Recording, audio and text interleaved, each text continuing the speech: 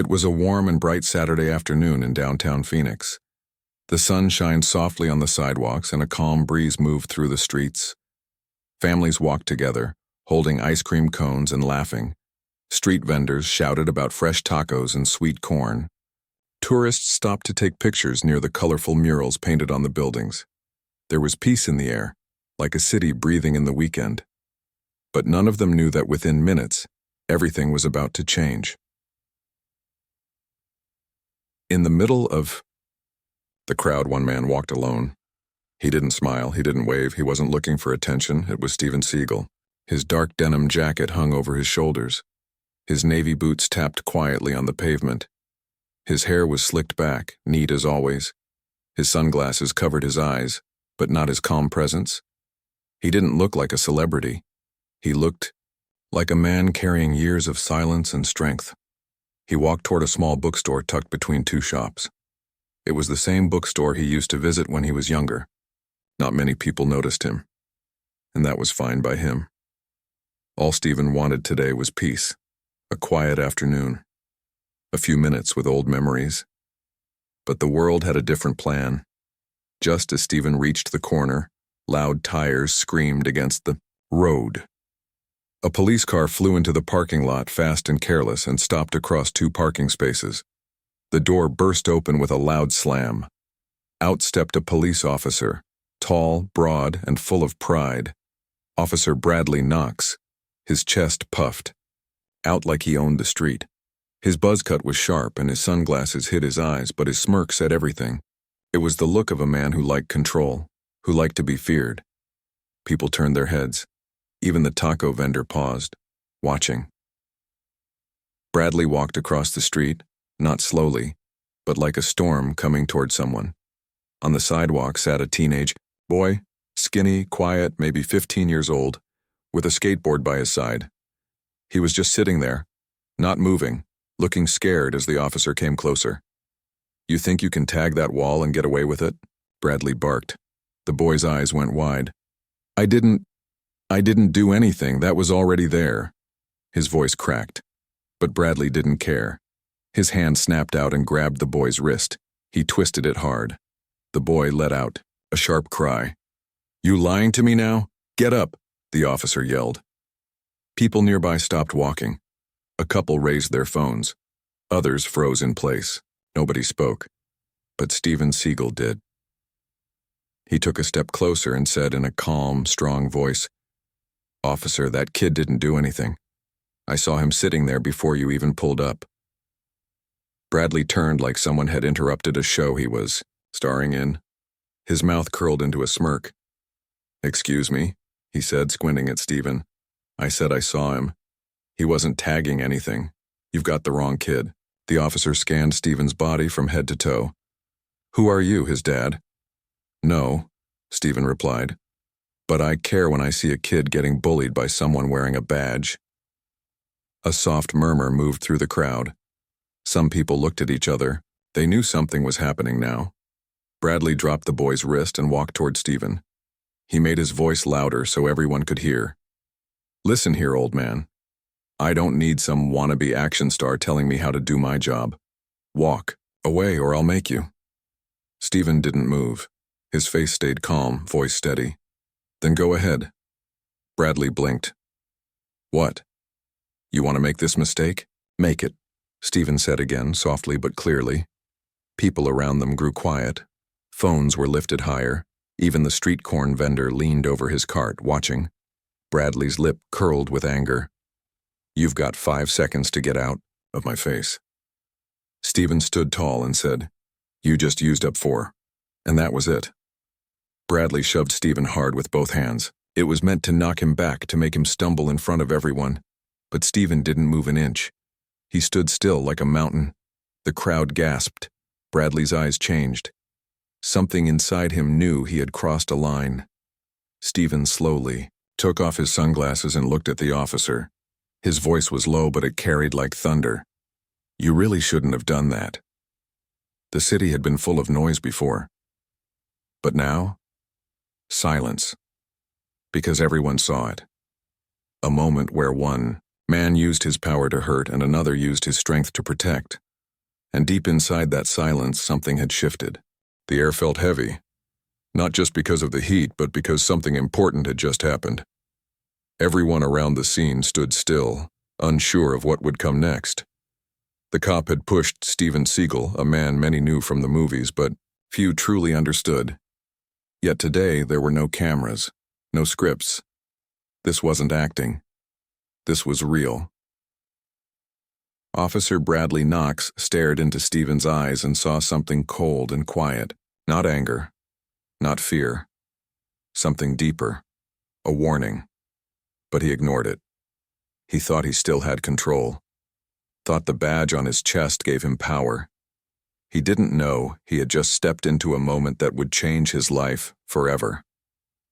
People watched with wide eyes and lifted phones. Some had seen this kind of behavior from officers before, but this time was different. Because this time, someone stood up. Not with shouting, not with fists, but with strength that came from peace. Bradley stepped forward, trying to stand taller. "Back off," he growled, though his voice was less confident now. Steven didn't even blink. He didn't flinch or speak. Instead, he calmly reached down and picked up the boy's skateboard. He gently placed it beside the bench. Then he turned back and looked at Bradley. "You want to show off in front of them?" Steven said, his voice steady. "You picked the wrong audience. And the wrong man." Something broke inside Bradley. Years of unchecked pride, years of using fear instead of respect. It all boiled over. He reached to his belt and pulled out his baton. The crowd gasped. The boy backed up against the bench. A woman nearby whispered, "He's really going to do it." Steven didn't move. Bradley raised the baton and swung hard. It was a wild, angry move, not from training but from pride. A fast horizontal hit aiming at Steven's side. But Steven had trained for decades. He had moved in real fights. In that instant, he stepped into the strike, caught the baton with one hand and twisted. There was a sharp snap, a cry of pain. Bradley's wrist bent at a strange angle. The baton hit the ground. Steven dropped it behind him without even looking. The officer stumbled back, clutching his wrist, but he wasn't done. He lunged again, now throwing a punch, wild and sloppy. "Wrong move," Steven said calmly. He stepped to the side, hooked Bradley's arm, and used the officer's momentum against him. With one smooth motion, Bradley slammed face first into the metal pole of a nearby bus stop.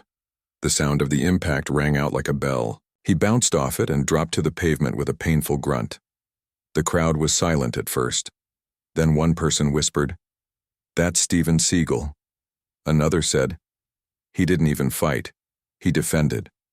The teenager, still shaken, sat quietly on the bench, watching with wide eyes. Bradley struggled to his feet, red-faced, chest heaving. "You're under arrest," he shouted. "For what?" Steven asked, calm as ever. "For protecting a child? For stopping you from hurting someone?" Bradley reached for his radio, but it wasn't there. Steven had taken it during the fight without him even noticing. Now he tossed it on the hood of the police car like trash. More sirens wailed in the distance. Backup was coming. Steven walked up slowly to Bradley. "Your badge is supposed to mean something," he said. "But you used it to hurt people. That doesn't make you strong. That makes you dangerous." Bradley didn't answer. His breath was short.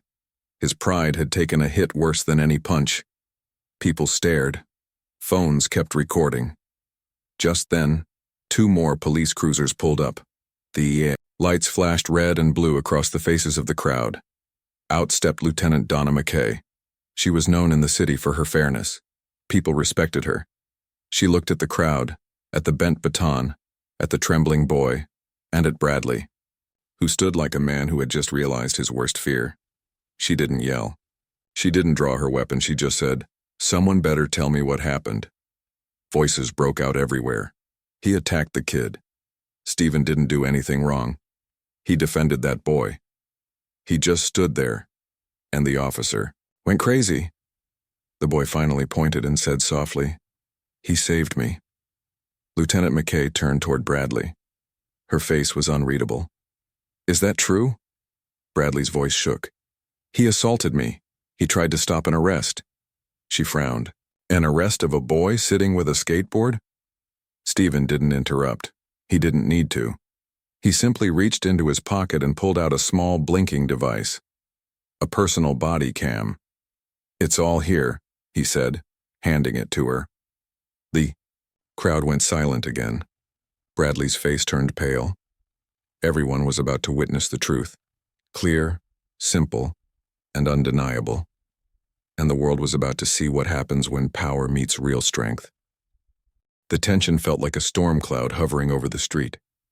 Every eye followed Lieutenant Donna McKay as she slipped the small camera into a port inside her cruiser. The door stood open, and the crowd could see the black and white screen on the dashboard. A hush spread, thick and nervous. Mothers held their children closer. Vendors stopped calling out prices. They all waited for truth to speak in moving pictures. Inside the car, the first frame showed Officer Bradley Knox marching toward the teenager, voice sharp with anger. The boy's frightened face filled the screen. People outside gasped, because the camera did not lie. It showed the wrist twist, the sudden shove, the baton tearing free. It showed Steven stepping forward, calm as a quiet river, offering words before violence. It showed Bradley pushing a man who would not budge, a mountain disguised as flesh and bone. Donna's jaw tightened as the baton swing flashed on the screen. The audience outside felt every heartbeat when Steven caught the weapon, heard the snap of bone, watched Bradley crash into the metal pole. There was no dramatic music, only raw sounds. A boy's whimper, a crowd's surprised intake of breath, a grown man's grunt of pain. Real life did not need special effects to feel huge. Donna stepped out of the cruiser holding the device like a judge holding a verdict. Her eyes met Steven's first, steady, unafraid, a silent promise that everything would finally be clear. Then she turned to Bradley. He stood sweating, face drained of color, wrist swollen and throbbing. The badge on his chest looked smaller now, almost fragile. You assaulted that child, Donna said, voice low so only the closest people heard. You lied about an arrest, and you used force without cause. Each word fell like a stone into a still pond, ripples of truth spreading through the crowd. Bradley tried to speak, but nothing came out. The pride he wore like armor was cracked, and every crack filled with fear. He looked around, maybe searching for a friendly face, but saw only phones and eyes and silence. Donna nodded at two officers behind her. They moved forward, firm but careful. The click of handcuffs echoed in the afternoon air, sounding louder than the sirens that still flashed. Some people clapped softly, unable to stay quiet any longer. Others wiped away sudden tears because justice, when it arrives unexpected, feels like sunrise after a long night. Steven did not smile. He simply walked to the teenager, knelt on one knee and asked, "Are you hurt?" The boy shook his head, though his eyes were glossy. Steven offered a gentle hand and the boy took it. In that simple grip, the weight of fear began to drift away. Reporters pushed forward with microphones, hungry for words. One yelled, "Mr. Seagal, do you feel vindicated?" Another shouted, "What message do you have for crooked officers?" Steven raised a hand, palm outward, not angry but solemn. "This isn't about fame," he said clearly. "It's about protecting people who cannot protect themselves. Remember that." He turned his back to the cameras, showing them he had no interest in the spotlight. Donna approached Steven. "Thank you for your calm," she said. Many would have answered violence with more violence. Steven shook his head. "I only stopped harm. You delivered justice." There was respect in her eyes and something else, a silent wish that more people carried such restraint. As Bradley sat in the back of a cruiser, cuffed and defeated, a woman in the crowd whispered into her phone, broadcasting live. "This is a new day for our city," she told her viewers. Across the street, the taco vendor wiped sweat from his brow and gave the boy a fresh taco free of charge. Small stories of kindness sprouted everywhere the tension had just been. Yet Steven knew trials and headlines were only the beginning. Real healing for the boy would come later, when cameras were gone and memory still hurt. He knelt again to eye level and said, "Fear doesn't get to live in you. Not anymore. Do you understand?" The boy nodded slowly, like someone tasting hope for the first time. An ambulance arrived to check Bradley's wrist, but he waved them off at first, pride still twitching. Donna insisted, and he finally accepted, though anger burned in his cheeks. He was no longer in charge of anyone, not even himself.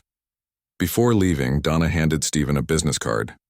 "If you or the young man need anything," she said, "call me. My door stays open for people who stand up for others." Steven tucked the card into his pocket with a grateful nod.